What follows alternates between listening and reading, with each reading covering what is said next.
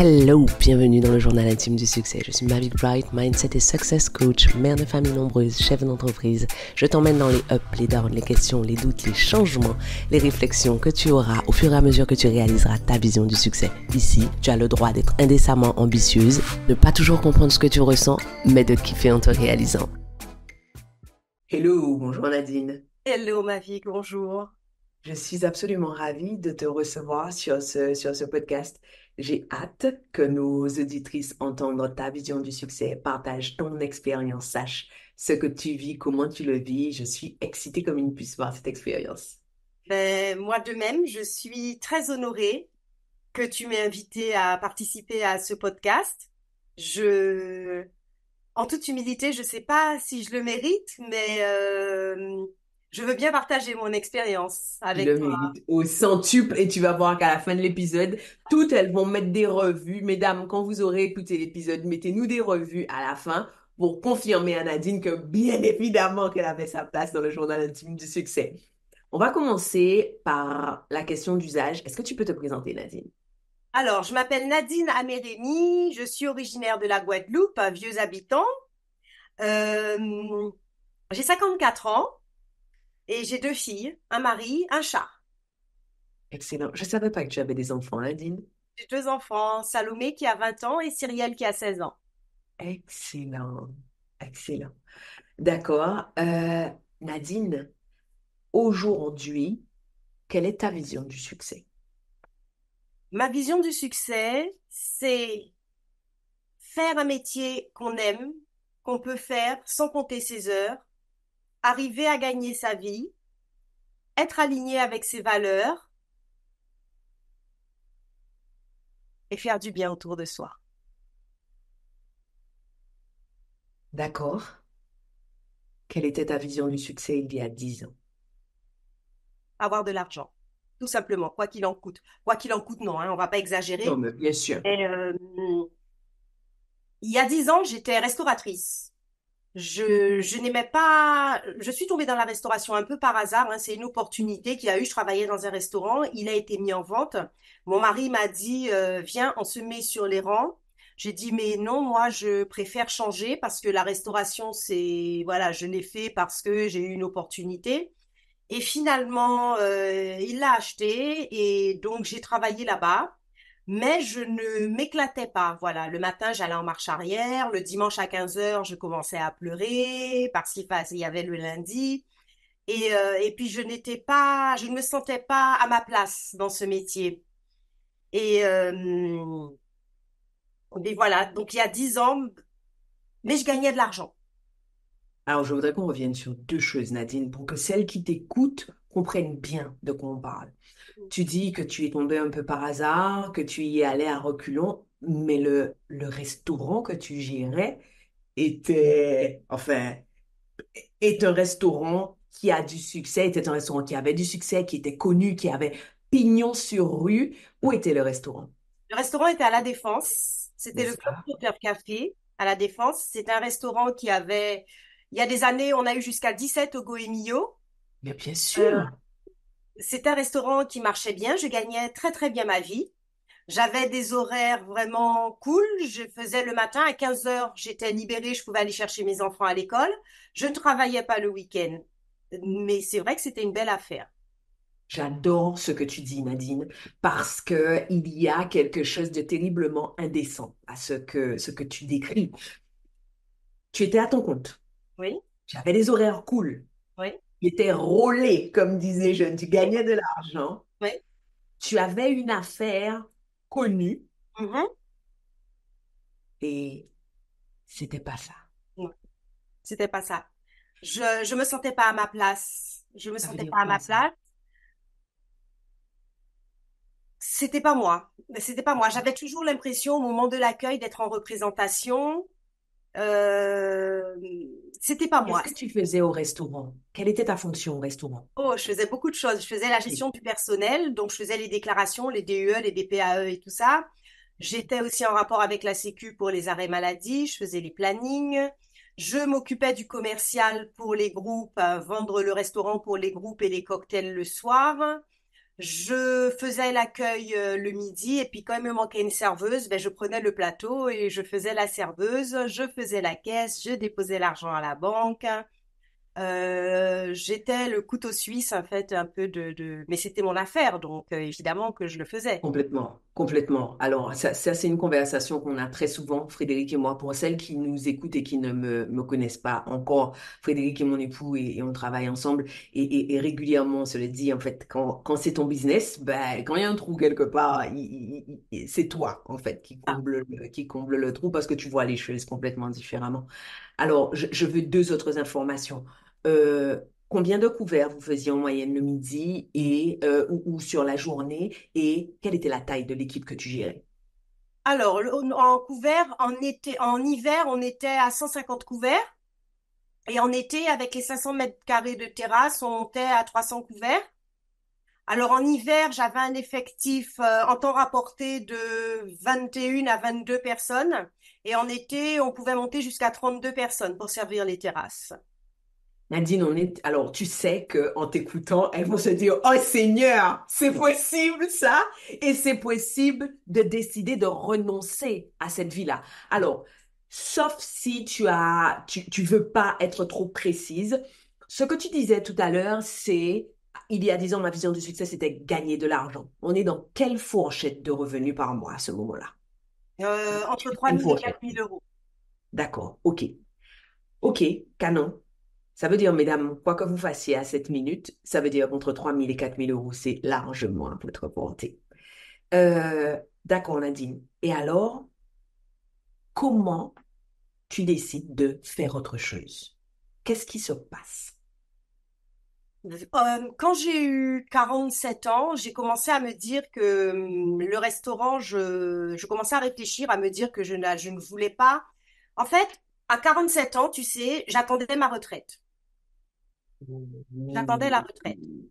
Et je me suis dit, non, je ne peux pas continuer comme ça parce qu'il me manquait quelques années encore à Ah cotiser. oui, Et je dis, c'est pas une vie, Nadine. Et j'ai eu un ulcère. J'ai eu un ulcère et j'ai été mise aussi sous anxiolytiques. Donc, il me fallait des anxiolytiques le soir pour arriver à dormir et il me fallait des anxiolytiques le matin dans le RER parce que mon cœur commençait à taper, parce que le diaphragme se resserrait, j'arrivais plus à respirer. Et je me suis dit, tiens, mais comme j'aime étudier, comme j'aime apprendre, et que j'ai toujours été passionnée par le bien-être et la naturopathie, je vais faire des études de naturopathie. Donc, je m'inscris en école de naturopathie, mais en distanciel, parce qu'évidemment, je ne peux pas y aller en présentiel. Et ça me donne un souffle, hein, et tout devient plus supportable, en fait, parce que j'ai la naturopathie, j'ai mes études, je fais quelque chose qui m'intéresse, qui me passionne, et ça me donne vraiment un second souffle. Et petit à petit, euh, je reprends vie. Nadine, je voudrais que tu sois précise. Donc, au moment où ton cœur s'emballe, ton diaphragme se resserre, tu as du mal à respirer, tu n'as pas de problème. Tu n'as pas de problème au restaurant, ou de problème en famille, ou de problème de couple. Il y a juste cette situation professionnelle qui est par ailleurs florissante qui ne te convient pas. C'est ça. C'est ça, mais c'est quand même, ça représente quand même à peu près 40 heures sur une semaine, c'est beaucoup. C'est Et énorme. quand tu fais pendant 40 heures quelque chose que tu n'aimes pas ou tu te sens pas aligné ou tu n'es pas ancré, c'est compliqué. Donc au début, ça va, tu fais avec, mais au fur et à mesure des années, ben ça t'use. J'adore ça. J'adore parce que très souvent, quand une femme, et c'est souvent, alors, en général, c'est un peu avant 47 ans, c'est plutôt aux environs entre 40 et 45 ans, au moment où on entre en général dans la phase qu'on appelle celle de la préménopause, où les hormones commencent à varier et où on commence à percevoir les choses différemment. Et à ce moment-là, pour beaucoup de femmes, alors les gens appellent ça la crise de la quarantaine, où on muselle tellement de femmes en leur disant qu'elles ne sont pas satisfaites, qu'elles ne sont jamais contentes. Et très souvent, ce qu'on leur dit, c'est, mais quand tu veux encore, mais qu'est-ce que tu veux d'autre? C'est Ta ça. vie va bien. En fait, tu as un homme qui t'aime chez toi, tu as des enfants qui sont adorables et qui ont de bonnes notes, tu gagnes de l'argent, tu bosses pas beaucoup. Il y a des gens qui sont pires que toi. Et toi, tu es ancré dans ce que tu ressens et tu dis, quel que soit ce qui se passe autour de moi, Ça ne me convient pas. Moi, je trouve ça hyper inspirant, Nadine. Vraiment, merci pour ça. Bon, alors, et tu as rebondi, et celles qui nous écoutent ne verront pas que tu as rebondi. Au moment où j'ai parlé des hormones qui fluctuent, etc., j'ai eu l'impression que tu voulais ajouter quelque chose. J'étais dans cette période-là justement parce que j'ai été ménopausée à 47 ans. Donc un peu avant, Eh ben ben, voilà, l'anxiété, un petit syndrome dépressif, on n'est pas bien, l'irritabilité. Donc il y avait de ça aussi. j'ai Il la y avait chair de de ça poule. aussi. Avec le recul, en fait. Sur l'instant, je savais pas que j'étais en préménopause parce qu'en général, on le sait pas, hein. Les troubles arrivent de manière vraiment insidieuse. Diffuse. Voilà. Mhm. Et avec du recul, ben, c'était ça. Je suis en chair de poule parce qu'on touche à un sujet qui concerne tellement de, tellement de femmes. Je vais profiter pour, pour faire une parenthèse sur laquelle on reviendra dans notre épisode spécial pour les femmes. Mais donc, je suis traitée pour ma préménopause par une naturopathe dont j'adore le boulot. Et dernièrement, mes bilans sanguins sont revenus. Mes bilans hormonaux sont revenus. Tout est au vert. C'est-à-dire que techniquement, je Mhm. peux avoir un enfant. Et je lui dis à ce moment, Soraya, on s'est trompé. Elle me répond, les hormones en sont là. Par contre, ce que tu ressens, Mhm. tu le ressens vraiment. Parfois, il y a un décalage. Ou parfois, il suffit d'une variation minime qu'on va pas voir sur le Mhm. bilan. Mais toi, tu sens que tu n'es pas comme d'habitude. Et je trouve que c'est hyper important, et j'aimerais avoir ton sentiment là-dessus, c'est hyper important de revaloriser la femme dans la légitimité de son ressenti. Ce que tu ressens est valide et valable, est vrai. C'est ça. Tout à fait. Euh, on a, tu sais, les troubles de la périménopause, on a tendance un peu à les minimiser ou à les, pas vulgariser, mais Oui, c'est ça, les balayer au revers de la main. Si, si, voilà, si. voilà. Euh, alors on va mettre ça sur tes sautes, on va mettre ça sur des sautes d'humeur. Tu es capricieuse, t'es chiante, Et mais il y a pire, il y a encore plus insultant et qu'on entend énormément. Mesdames, pardon pour l'expression, mais c'est ça qu'on entend. Qu'est-ce qu'elle a? Elle est mal baisée. Combien de fois on entend les elle a gens ses dire règles. ça? Elle a ses règles ou elle est mal baisée. Pitié, est-ce qu'on peut arrêter Ouais, de banaliser ce mm, que l'autre ressent? c'est ça. Complètement, j'adore. Bon, on a fait une parenthèse, une digression une fois de plus. Bon, alors, tu t'inscris en naturopathie, Nadine. Ce qui veut dire qu'à ce moment-là, tu es chef d'entreprise, tu es mère de famille et tu es étudiante. Tout à fait. Comment est-ce que tu jongles avec ces trois rôles qui demandent de Alors, toi des choses complètement différentes? voilà. Alors, la priorité, évidemment, c'est le restaurant, hein. Enfin, c'est le restaurant parce que c'est ce qui me permet de ramener mon salaire et d'être indépendante vis-à-vis, financièrement vis-à-vis de mon mari. Ça, j'y ai toujours tenu, ne jamais être à la charge de mon mari. Donc, le restaurant est prioritaire. Après, mes enfants. Et ben, le soir, le samedi, le dimanche, je travaille, j'ouvre mes bouquins, je mets ma casquette d'étudiante. Alors évidemment, avant d'être étudiante, on a fait un conseil de famille où j'ai expliqué quel était mon projet, que je voulais reprendre des études pour que tout le monde soit d'accord parce que j'ai dit aux filles, j'aurais besoin d'aide. Il faudrait qu'elles deviennent un peu plus autonomes sur certaines choses et aussi À que... ce moment-là, quel âge ont les filles? Alors, quand j'avais 47 ans, Cyrielle avait une Ouais, dizaine, c'était une petite pupusse encore. dizaine d'années, mais elle était déjà très autonome et Salomé avait 13 14 ans. D'accord, ok. Hmm. Nadine, est-ce que tu te rends compte? Je pense que c'est maintenant, là, en écoutant le podcast, c'est maintenant que les dames vont se mettre à écrire. Mesdames, j'attends vos revues. C'est maintenant qu'elles vont se mettre à dire, mais évidemment que Nadine a sa place dans le podcast. Est-ce que tu te rends compte de toute la valeur que tu nous donnes et de tous les clichés que tu fais tomber tranquillement l'air de ne pas y toucher? Alors, il y a plusieurs choses. La première chose que tu nous dis, et je trouve ça tellement inspirant, Nadine, c'est l'espèce de côté terre à terre avec lequel tu dis la priorité, c'est le restaurant. Hmm. J'ai envie de devenir naturopathe, mais moi, il faut que je continue à gagner ma vie. J'adore ça. J'accompagne des femmes et des femmes qui, parce qu'elles n'ont plus envie de faire ci ou ça, délaissent ce qui leur permet de payer les factures pour se consacrer à la nouvelle passion qui ne rapporte pas encore un centime d'euro et se mettent dans des situations de précarité. J'adore entendre ça, ce que tu dis. Mhm. Deuxième chose que tu dis, c'est affolant. Tu dis, c'est ma passion, mais ça va venir quand j'aurai le temps. Ça viendra le soir et ça viendra le week-end. Qu'est-ce que ça veut dire, Nadine? Ça veut dire que le week-end, tu renonces à des sorties ou à du plaisir? Qu'est-ce que ça veut dire? Ouais. Mais alors, je renonce pas. Je renonce pas parce que j'aime ce que je fais en fait. Et plutôt que d'aller au cinéma, je préfère prendre un bouquin de naturopathie ou étudier parce que ça ne me coûte pas, parce que j'aime ça. Ça m'a absolument pas coûté, mais je gardais quand même du temps utile pour ma famille, à partager des choses avec mes enfants, évidemment. Mais par exemple, le temps que je pouvais prendre à cuisiner, entrée, plat, dessert pour le dimanche, Le ben, dimanche? bah, c'était terminé parce que je Tu serais décide, guadeloupéenne, toi? oui, Le bien dimanche, sûr, c'est aller à important d'avoir Ripoll, entrée quand plat il dessert. tourne, bien sûr, tout à fait. Et puis le chaud d'eau l'après-midi, hein, Exactement. avec le gâteau fouetté. Et, et j'ai un trou là, j'ai oublié ce que j'allais te dire. Tu disais, je garde quand même du temps utile avec ma famille, mais Voilà. Mais chaque fois que... euh, Vas-y. chaque fois, et faut savoir que le samedi et le dimanche, je me levais encore à 4 heures du matin. Comme la semaine, je me levais à 4 heures du matin parce qu'au restaurant, il fallait réceptionner un gis.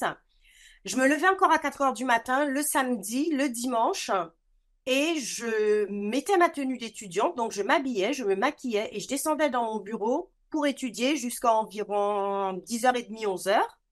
Et après, donc, c'était la maman qui prenait le relais, l'épouse. Et l'après-midi, je retournais étudier le soir jusqu'à des fois 22 heures, mais entre-temps, entrecoupé de temps avec la famille. Mais c'était un petit peu, alors on y viendra, c'était un petit peu aléatoire, pas trop organisé. J'adore ça. Est-ce qu'on peut s'arrêter sur ça? C'était pas trop organisé, tu étais OK avec ça. Oui, parce que c'est maintenant que je me rends compte que c'était pas organisé. Mais à l'époque, pour moi, j'étais organisée. Pour moi, bon, je n'avais pas d'outil de planification, mais pour moi, c'était organisé, c'est-à-dire mon temps libre, ça et ça, voilà, c'était la naturopathie. Donc, j'avais décomposé mes études. Il y avait les temps pour les cours et les temps pour les lectures, les recherches annexes, approfondir des sujets, la rédaction de mes devoirs, les webinaires avec l'école et tout ça. Et pour moi, c'était OK, quoi, en fait. Ça, c'était ma première année où j'ai pas validé grand-chose. J'avais des bonnes notes, mais j'ai pas validé grand-chose. C'était ma première année. Donc là, j'ai 48 ans. Bon, alors, il y a plein de choses sur lesquelles je veux rebondir. Avant de rebondir sur l'année que tu n'as pas validée, Nadine, pas mal des femmes qui nous écoutent connaissent ce que tu as connu à 47 ans et envient probablement le fait que tu aies trouvé ta naturopathie. Comment as-tu trouvé? Comment as-tu compris? D'où vient cette idée? Alors, on va remonter loin. On va remonter à mes 19 ans. Je suis étudiante en psychologie et il faut que je gagne ma vie parce que avec ce que mon maman voit et puis toujours, je n'aime pas dépendre de quelqu'un. Et c'est, oui, si tu fais ça, je te coupe les vivres parce que j'aimais danser. Et mes parents n'étaient pas trop d'accord, surtout mon papa.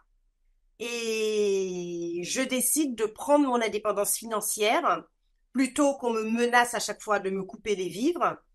Et je fais un casting de danse. Et je suis prise et je deviens danseuse professionnelle en même temps que mes études de psychologie. Non. Oui. Ah, c'est quoi ça encore, Nadine? Non, mais je suis choquée. Tu dansais où, quoi, avec qui? Qu'est-ce que c'est que cette histoire? Je dansais pour beaucoup de... Alors au début, j'ai commencé avec Gérard Lavigny. Oh, Je sais pas si tu connais. Nadine, J'ai il commencé... faut que je te coupe. Tu vas jamais imaginer. Alors, pour vous qui nous écoutez, vous ne savez pas, Nadine et moi, on s'est retrouvés parce que nos pères sont amis ou étaient amis. Alors, amitié ubuesque s'il en est, parce que le père de Nadine a été le prof de maths et de physique de mon père et ils ont fini par devenir amis de domino émérite. Voilà. Et Nadine, l'une des craintes de mon père à l'époque, quand on était gamine, c'était que ma petite sœur Maud ne décide de devenir danseuse parce qu'évidemment, les parents ont très très peur Oui. que tu ne gagnes pas d'argent. Nadine, tu viens de raviver un souvenir de dingue. Mon père qui rentre et qui dit à ma mère, Jean dit moi, fille est danseuse. Jean m'a dit que sa fille est danseuse. Et à ce moment, mes parents ont une conversation complètement ubuesque dans la cuisine et ma grand-mère est là, et mon père dit à ma mère, Doudou, Seigneur, c'est que c'est possible. À tout moment, on peut envoyer Maud faire des études et elle peut nous dire qu'elle devient danseuse. Et ma grand-mère qui dit, ah ah! Et ça lui ressemble tout à fait. Nadine, tu as été le spectre de la danse pour mes parents. Et quand mon père est revenu en disant, Nadine est restauratrice, ma mère s'est dit, ah, c'est que de toute façon, à un moment, les choses rentrent dans l'ordre. J'hallucine, c'était toi. Je suis choquée. C'était moi, oui, ben oui. Mon père avait été choqué aussi, mais quand je lui ai dit, j'avais 21 ans, et je lui ai dit, voilà, je danse avec Gérard Lavigny. Donc déjà, ça l'a un peu tranquillisé parce que Gérard Lavigny, c'était quelqu'un de Basse-Terre, hein. Tout le monde le connaissait à Basse-Terre, l'ambassadeur des Antilles. Et puis petit à petit, par le bouche à oreille, j'ai commencé à faire de la télé, j'ai commencé à travailler avec des chanteurs. Après, je suis partie un peu à l'international. Allô? Est-ce que tu peux retirer ce que tu as dit au début? Au début, tu as dit, je sais pas si j'ai ma place. Retire ça tout de suite. Allô? Quelle inspiration, cette femme. Ah, je suis essoufflée. Et donc, bon, ben voilà, comme ça, tu pars à l'international. Et entre-temps, qu'est-ce qui se passe avec la psycho, Nadine? Ben, je valide tout, Oh mon Dieu, mesdames, je c'est valide tout, possible. mais quand je suis diplômée, je suis sous contrat avec deux maisons de disques. Et quand tu romps ton contrat, tu dois rembourser en fait le Mais oui. reste d'argent. Et je décide de continuer. Alors la psychologie aussi, j'avais deux options, en fait, deux spécialités qui étaient la dictologie et la criminologie. Et donc je travaillais auprès des tribunaux, mais c'était lourd. C'était trop lourd, j'étais trop jeune pour ça. J'étais beaucoup trop jeune, aller faire des évaluations avec les psychiatres et tout ça, j'étais trop jeune. Et donc, je décide de Quand continuer tu la dis que danse. tu étais trop jeune, tu veux dire qu'émotionnellement, c'était trop C'était lourd trop à lourd pour moi. gérer. Ouais. D'accord, Parce ok. que je rentrais, en fait, quand je rentrais, pourtant j'étais suivie, hein, parce qu'au début on est suivi. Quand je rentrais, je rapportais tout ce que j'avais vécu dans la journée ou entendu, quoi. Et toutes les photos que j'avais vues, je rapportais ça. Et surtout, il y a eu un déclic, c'est quand une fois, une maman est venue reconnaître le corps de son enfant à l'IML. J'ai encore le cri et je me suis dit, faut que j'arrête. Je peux pas continuer là-dedans. J'avais 27 ans, j'avais 26 ans, 27 ans. Et voilà, je me suis dit, bon, ben, comme je suis sous contrat avec deux maisons de disques, je vais continuer mes contrats. Et je finis à 28 ans mes contrats. Je décide d'arrêter de danser. Et malheureusement, un diplôme universitaire en France, ça n'a pas beaucoup de valeur. Et 2 ans sans travailler, bah, t'es plus sur le marché, hein, pratiquement. Et j'atterris dans un dîner-spectacle qui est le PAO Caraïbes, qui était aux Champs-Élysées. Il y avait le PAO Brésil et le PAO Caraïbes. Et j'atterris là comme hôtesse d'accueil. Voilà, mais moi, ça me va. Il y a de la musique. Alors, j'adore la musique, hein. Il y a de la musique, il y a du monde, parce que j'aime les gens, en fait. Quelle résilience. Ouais. Et je me Ah, hôtesse d'accueil avec un bac plus 5 plus, parce que j'ai mais fait oui. de la neurobiologie, j'ai fait tout ça, Alors, quoi. je veux qu'on s'arrête, je veux qu'on s'arrête, je veux qu'on s'arrête. À ce moment-là, est-ce que tu ressens des sentiments de frustration, Pas du tout. d'amertume, Non, de... pas du tout. Parce que la danse, tu sais, ça peut pas durer. À 28 ans, t'es une vieille danseuse déjà. Et le souci, c'est que on m'avait tellement vu à la télé que Marie-Christine Maillet, à l'époque, qui m'engageait donc pour France, à l'époque c'était TF1, France 2, France 3, j'avais cramé mon image à la télé. On m'avait trop vu. Et puis les jeunes arrivaient, les jeunes avec des nouvelles techniques de danse et tout ça arrivait. Et à 28 ans, t'es une vieille, enfin, quand t'es danseuse, et puis le corps commence à fatiguer. Et puis tu habites dans une valise, hein. Pratiquement, mon studio me servait de Ouais, part pour garder mes de affaires parce que je n'y vestiaire. étais pratiquement plus. J'arrivais des fois à me réveiller dans un pays en pensant que j'étais dans le pays où j'étais avant. Je sais pas, des fois, il y a un matin, je me suis réveillée au Japon pensant que j'étais encore en Australie. Et c'est un peu... J'en ai eu assez, en fait. Et c'est pour ça que j'ai trouvé cette place d'hôtesse d'accueil et j'ai pris. Oh Nadine, j'ai la chair de poule, j'ai la C'était chair OK. de poule. C'est inspirant, ça fait. En fait, on t'écoute, on a vraiment le sentiment que très tôt tu as intégré le fait que la vie soit une succession de saisons. Eh ben, il y a des choses qu'on fait dans une saison et il y a des choses qu'on va faire dans une autre saison. J'adore ça. Ok, donc, mais tu nous as toujours pas dit comment tu as trouvé la naturopathie.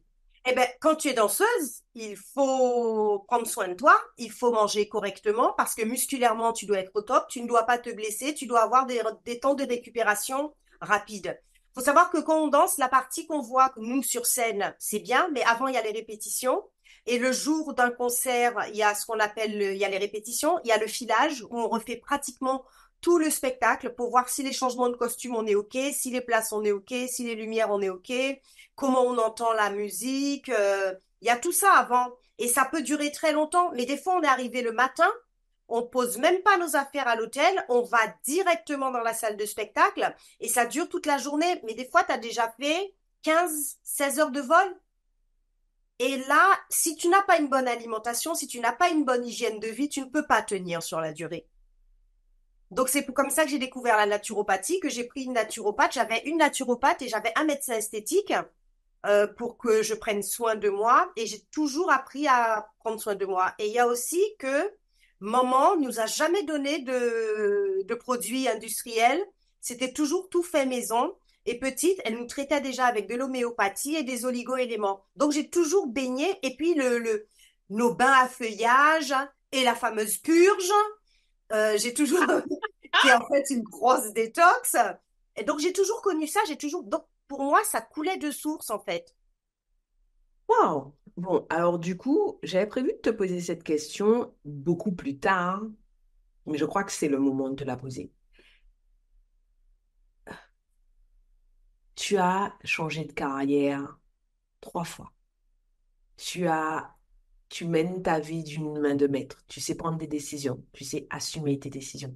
Tu sais aller au bout de tes objectifs. Tu as validé la psycho. Tu es allé au bout de tes contrats avec les maisons de disques. Tu as acheté le resto. Tu as commencé la naturo. Et tu es un nana impérial. Tu te fais coacher. Pourquoi, Nadine? Tu sais faire. Le succès, tu connais, femme. Oui. Euh, à l'époque, je vis pas ça comme du succès, en fait. Je vis pas ça du tout comme du succès. J'ai quelque chose à faire et je le fais. C'est en devenant nana impériale que j'ai vraiment pris du recul sur ma vie et que j'ai eu conscience de ma résilience, de mon opiniâtreté, que je ne lâche rien, que je suis têtue comme une bourrique et que quand je commence quelque chose, je le finis et je le fais bien. Si je ne m'engage pas à le faire bien, je ne commence pas. Mais j'ai pris conscience que c'était du succès, ouais, avec l'ananas impérial. Et pourquoi je suis devenue ananas impérial? Parce qu'un jour, on m'a transféré, j'entrais en deuxième année de naturopathie, on m'a transféré une vidéo d'une dame qui faisait une conférence dans une entreprise. Et je dis, mais mon Dieu, mais cette dame, c'est qui cette dame qui parle? Oh, quelle aura et tout. Et je cherche et je demande à ma cousine qui m'a transféré ça. Elle me dit, je lui dis qui c'est. Elle me dit, c'est la fille de Guy Lurel parce que c'était une fille de vieux habitants qui m'avait transféré. Comment c'est possible il y ait une fille comme ça de vieux habitants et que je la connaisse pas? Et là, je commence à faire des recherches sur Internet, ma vie bright, et je tombe sur ton compte Instagram et je n'ai aucun réseau social à l'époque et je télécharge Instagram pour m'abonner à ton compte et Non, je me dis waouh, je veux être comme ça. Je veux avoir non. cette assurance, je veux avoir cette aura. Et voilà, et ça commence comme ça. Et ça commence avec les stories qui piquent. Là, il y a tous mes cahiers, hein. Tous mes cahiers de travail, mes agendas, tous mes cahiers de travail de story qui piquent. Et ça commence comme ça. Et là commence un véritable travail d'organisation, de poser des objectifs. Et à telle date, je suis naturopathe. Et voilà comment je vais faire. Et je pose mes échelons. C'est pas facile de me laisser sans voix. Là, je suis vraiment sans voix. Euh, alors, pour l'anecdote, tôt, j'ai eu un pseudo. J'ai commencé à faire ce que je fais sous ma vie Bright pour ne précisément pas être la fille de Guy Durel, la sœur de Kérosène, la femme de Frédéric Fermeli, la sœur de Maud Lurel, parce que parce qu'on se rend pas compte, en fait, La que... nièce de Victorin Lurel. Ah oui, tiens, j'avais oublié cette La histoire. filleule nièce de Victorin C'est Lurel. clair. Et on se rend pas compte, quand on vient d'un espace insulaire, à quel point ben, rapidement l'espèce de toile familiale peut être Mm. pesante. Je voulais être juste moi. Et donc, c'est marrant que ce qu'on t'a dit, c'est la fille de Guy Lurel. Et à tel point que, toujours pour l'anecdote, je n'ai été certifiée que très récemment sur Instagram parce que je refusais de mettre mon nom. Ça me rendait dingue, en fait, de devoir mettre mon nom. Et pour en revenir à ce que tu étais en train de dire, mais alors, Nadine, pourquoi? Qu'est-ce qui se passe?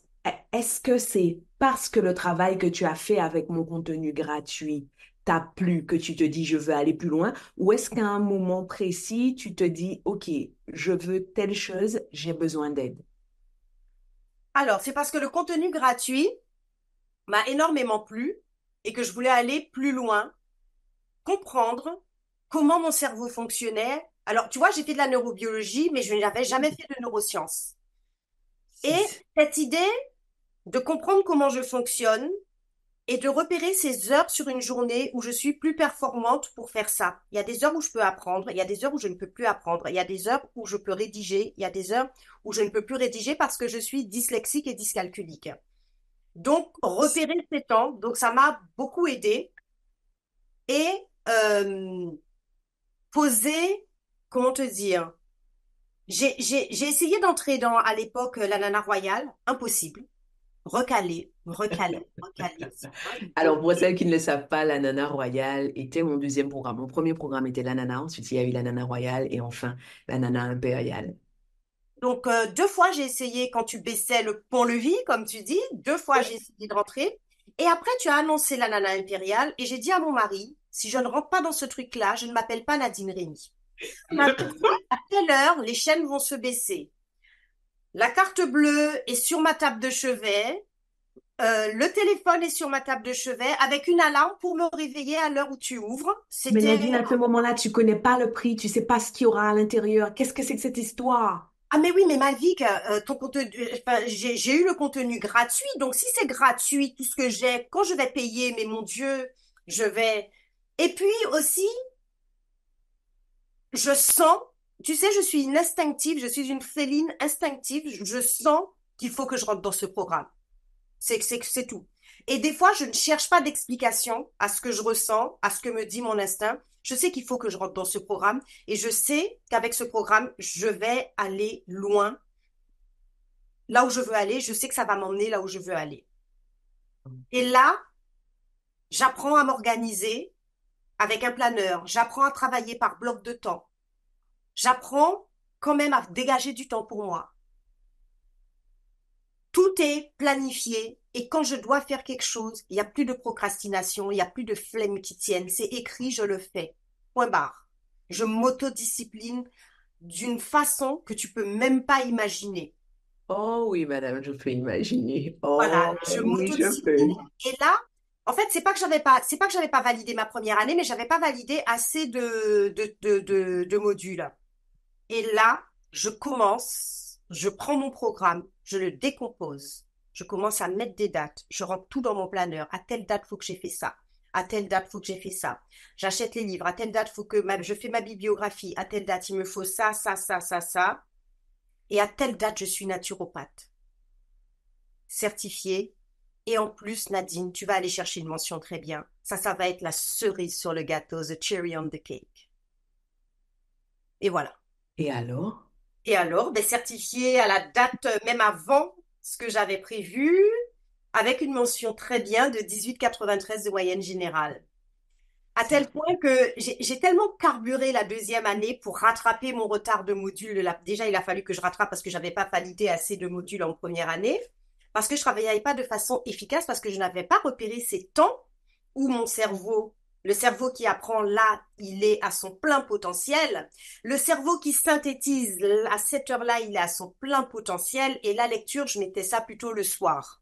Donc, à partir du moment où j'ai repéré tous ces temps, j'ai travaillé en bloc de temps, j'ai carburé à tel point qu'au bout de 2 ans et demi d'études, mes professeurs m'ont autorisé à prendre des gens en consultation sous leur contrôle évidemment, je devais rendre compte Nadine, de tu mes me donnes la protocoles. chair de poule. Enfin, là, on est à un niveau de succès. Enfin, j'ai l'impression, et c'est marrant, tu sais, tu as cette espèce d'aura du pouvoir.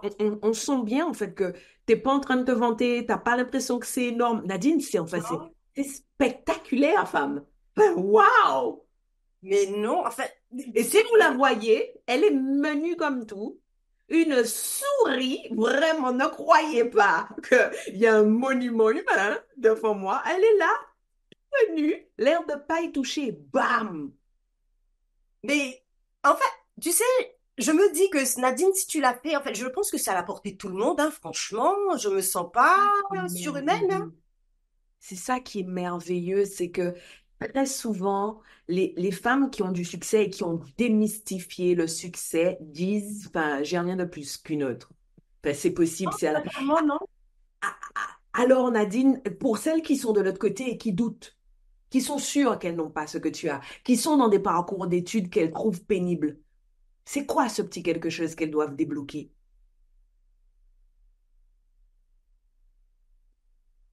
L'envie, l'envie de le faire. Moi, je sais que ce métier, c'est mon ikigai. Je sais que c'est ma mission de vie parce que j'ai fait un certain challenge qui s'appelle À la recherche des œufs de Pâques. Et là, ça me confirme que là où je vais, c'est ça. Et cette intuition encore, ce truc au fond de moi qui me dit, Nadine, là, tu seras à ta place, tu seras alignée, tu seras bien. Et je pense pouvoir être plus utile comme naturopathe que comme restauratrice.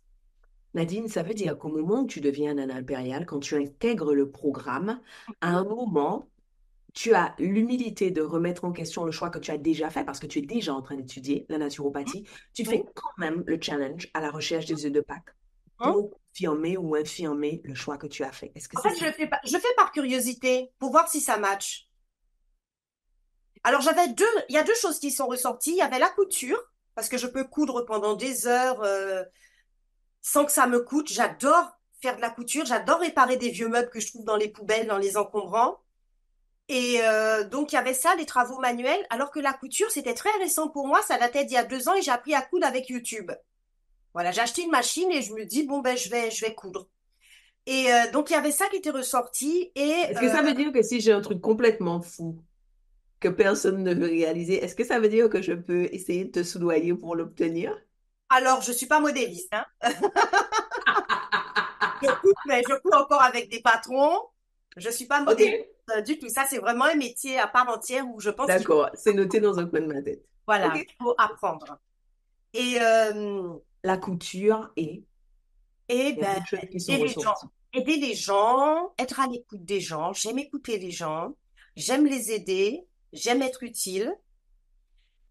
Et je sais depuis longtemps que j'ai une certaine, pas une force de persuasion, mais que j'arrive à insuffler, à donner de l'énergie aux gens. J'arrive à leur inculquer quelque chose, à leur, comment te dire, à leur transmettre. Mais ça, je l'ai remarqué depuis très jeune. J'étais ce qu'on appelait en sociologie une prescriptrice, c'est-à-dire que quand je conseillais quelque chose, en général, les gens me suivaient. Et ça, je l'avais remarqué assez jeune. D'accord. Bon.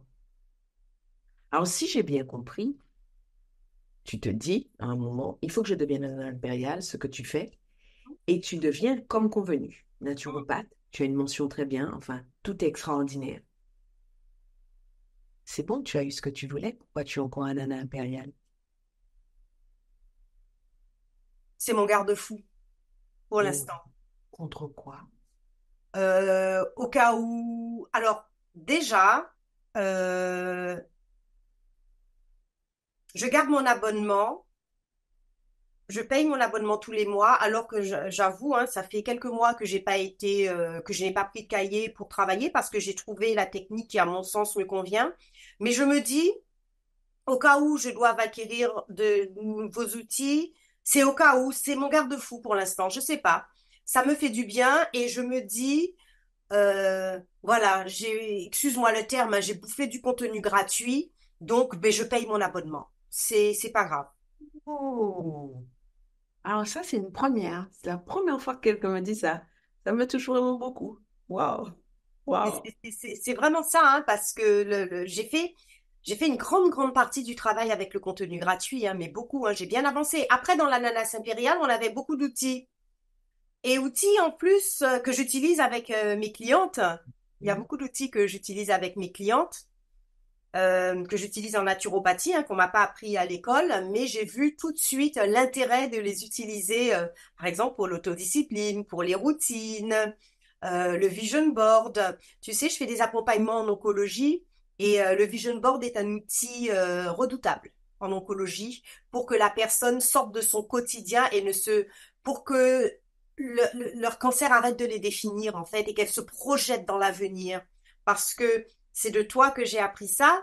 Le cerveau, quand on visualise quelque chose, chimiquement réagit comme si c'était vrai, Comme si c'était en train de se passer. comme si c'était en train de se passer. Et dans mes accompagnements en oncologie, c'est quelque chose qui marche très bien. Donc, je leur fais faire plusieurs vision boards. J'adore ça, Nadine. Je suis émue, inspirée, transportée. Euh, Nadine, si tu devais donner un conseil à la Nadine d'il y a 10 ans, qu'est-ce que tu lui dirais? Ouais. Alors là, Franchement, ma vie, je ne changerai rien. Je n'ai pas de regrets. Ben non, tu as Non, dansé, fait de la psycho, de la criminologie. Ben non, tu n'as pas de j'ai pas de regret. regrets. Et tu sais, à un moment, je me suis dit, mais punaise, pourquoi j'ai pas connu cette femme avant? Pourquoi j'ai pas fait mes études avant? Parce que je pense que dans la vie, chaque chose en son temps. Chaque saison, Et bien sûr. voilà, chaque chose en son temps. Peut-être qu'avant, je n'aurais pas été prête. Peut-être que ce que j'ai traversé avec le restaurant, surtout vers la fin, hein, quand tu découvres que tu as un ulcère et que tu prends des anxiolytiques pour aller travailler, tu prends des anxiolytiques pour dormir, peut-être que c'était un passage nécessaire. J'en suis persuadée pour me faire savoir ce que je veux et ce que je ne veux plus. Et là, je savais que ça, je ne voulais plus. Et maintenant, la première question que je me pose, c'est pas qu'est-ce que je ne veux plus, c'est qu'est-ce que je veux. Je sais pas si Oui. si tu Ah, ben comprends bien ce que je carrément, veux dire. carrément. Des conseils à lui donner à la Nadine d'il y a 10 ans, non. J'ai dit heureusement, j'ai osé. Tu sais, on m'a traité de folle. On m'a dit tu es folle. Mais qu'est-ce que tu vas faire? J'ai préparé hein, aussi ma reconversion. Hein. J'ai mis de l'argent de côté. Tu vois, j'ai pas fait les choses comme ça du jour au lendemain. J'ai tout budgété. J'ai parlé avec mon mari et mes enfants. J'ai dit voilà, il va y avoir 100 en moins sur le foyer pendant un moment. Euh, vous allez être impactés. J'ai fait en sorte que mes enfants soient le moins impactés possible. Voilà, si elles veulent partir en vacances, Salomé, là, si elle veut partir en vacances avec ses copines, j'y vais. Je paye. J'ai fait en sorte que mes enfants soient le moins impactés possible, mais je leur ai quand même dit que avant on partait à chaque vacances scolaires, on faisait un super voyage dans un super hôtel, que là, pendant un moment, ben, il y aurait plus, quoi, en fait. Parce que, un, fallait que maman travaille pour faire sa clientèle. J'ai passé 2 ans et demi sans un jour de repos. Et en fait, comme tout le monde était OK, donc c'est comme ça que j'ai pu vraiment m'investir dans ce que je faisais. Parce que si mes enfants m'avaient dit oui, mais non, mais ça va être galère, mais non, je sais pas si j'aurais été aussi sereine et aussi ancrée et aussi sûre de moi pour le faire, mais j'avais vraiment ma famille derrière moi, c'était important pour moi. Waouh, waouh, waouh, waouh. Nadine, quand on a une famille aussi soudée, solidaire que la tienne, quel intérêt ça a de faire partie d'un programme de groupe avec d'autres femmes, de partager avec d'autres femmes? Quel intérêt ça a? Quel intérêt ça a? Ben justement, de me retrouver avec des femmes comme moi, avec mes pères. Et puis, j'aime beaucoup cette notion de sororité qu'on retrouve dans ton groupe, dans ton programme. Et puis savoir, comprendre les tenants et les aboutissants et inculquer à mes filles le développement personnel. Les deux, je leur apprends le développement personnel parce que je me dis, par contre, j'ai un regret, c'est que je n'ai pas connu ça avant et que je m'y suis pas mise avant. Là, franchement, je sais pas où j'en serais, mais bon, faut pas avoir de regrets. Mais D'accord. inculquer à mes filles le développement personnel et j'aime cette idée de m'enrichir. Parce que faire du développement personnel, c'est pas s'enrichir. Je parle pas de point de vue pécunier là, hein. Je parle d'enrichissement personnel. Je trouve ça très, très enrichissant. Est-ce que tu peux nous raconter la fin de l'histoire avant qu'on se laisse? Parce que si celles qui nous écoutent sont comme moi, elles vont m'envoyer des mots en me disant, est-ce qu'on peut avoir la fin de l'histoire? Donc, tu en arrives au point où tu prends des anxiolytiques, où tu es angoissé quand tu vas travailler. Tu commences enfin les études de naturopathie et comment se passe le coucher de soleil pour le restaurant? Comment tu bascules complètement vers la naturopathie? Il y a eu le confinement. Alors le restaurant, il y avait, même s'il marchait bien, les dernières années, il y avait eu une baisse de chiffre d'affaires due au fait que dans les tours à la Défense, le vin était interdit à table. Il faut savoir qu'un restaurateur marge sur le café, le vin et l'eau. Voilà, donc le vin était interdit à table, donc il y a eu quand même une baisse. Quand tu prends sur 200, 300 couverts, donc c'est significatif. Il y a Mais je ne eu savais les pas ça, jaunes, c'est que à la Défense. c'est dans les tours à la Défense, ouais. Et le midi, dans les restaurants d'alcool, enfin, le midi, ils n'avaient pas le droit de consommer d'alcool. D'accord, ok. Et puis, il y a eu un an de gilets jaunes. Et puis, il y a eu des grèves à répétition du RER A. Il faut savoir que quand le RER A ne dessert plus la Défense, mais il n'y a plus personne, donc ton restaurant, il y a plus de salariés que de clients, donc De tu clients. arrêtes. Donc, quand tu te prends 3 semaines d'affilée de grève, ça grève le chiffre d'affaires. Et il y a le confinement qui arrive et mon mari décide de rouvrir. Moi, je lui dis que je pense que c'est pas une bonne idée parce qu'on doit travailler en demi-jauge et que ce restaurant n'est pas viable en demi-jauge, en fait. Et là, Mhm. voilà, Les coûts vont dépasser de loin les moins. entrées, mais bien Voilà, sûr. tout à fait. Et alors, si j'avais, franchement, ma vie, si j'avais été motivée, que c'était mon restaurant, mon bébé et tout, je me serais battue. Mais la vérité, franchement, je me suis pas battue parce que moi, j'avais d'autres projets. Je me suis pas battue pour garder le restaurant. Donc, c'était OK, quoi, en fait. La perte de revenus, c'était OK. Repartir à zéro avec même pas un SMIC, c'était OK. Ne plus aller chez Lancel, c'était OK. Ne plus aller chez Balenciaga, c'était OK. Ne plus faire mes soins de peau chez Clarins, tout était OK pour moi. Je voulais juste me coucher en me disant, c'est bon, t'as fait ce que tu aimes. C'était ça ma richesse, en fait. C'est tellement inspirant, Nadine. Vous avez fait quoi? Vous l'avez vendu ou vous l'avez fermé? On l'a fermé. Je trouve ça, enfin, Parce que vendre un restaurant, ça se vend.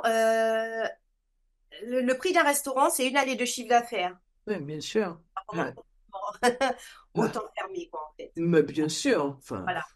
Bon. Et puis, il y a eu mon voyage en Inde aussi qui m'a. En fait, tu es arrivé en même temps que mon voyage en Inde, juste après mon voyage en Inde. C'était vraiment. Les planètes se sont alignées, quoi, en fait. C'était